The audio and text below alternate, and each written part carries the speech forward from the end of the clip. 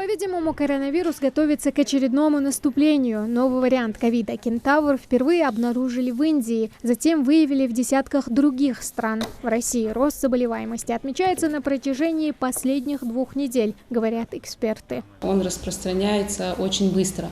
Если в начале июня случай заболеваемости COVID-19 новым штаммом было 2%, то в конце месяца, через месяц, он уже составил 23%.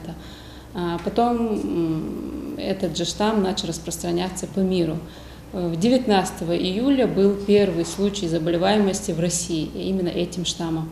Заражение этим штаммом вируса в Ингушетии пока не зарегистрировано, однако есть единичные случаи заболеваемости омикроном. Этот подвид омикрон-штамма легко спутать с обычным ОРВИ, однако у кентавра есть особенности, по которым его легко определить. В Унжинской на прошлой неделе было 2 положительных случая.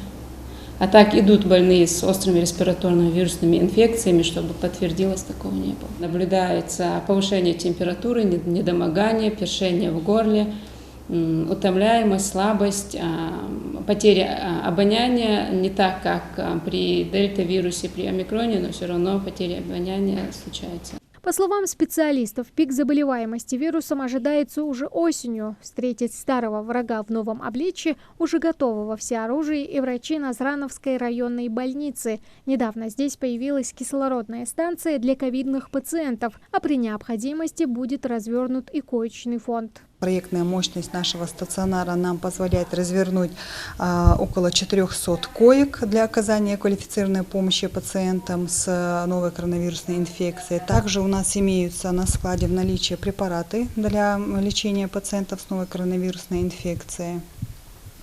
В принципе, могу с уверенностью сказать, что к возможному росту и при необходимости развертыванию коек ГБУС НРБ готовы. Ограничения на официальном уровне пока не введены, но врачи рекомендуют вспомнить обо всех способах профилактики. Чаще мыть руки, соблюдать социальную дистанцию и ревакцинироваться. А наиболее уязвимым категориям граждан Роспотребнадзор советует носить маски и использовать антисептики. Тамара Хшагульгова, Ахмед Горбаков, Новости 24.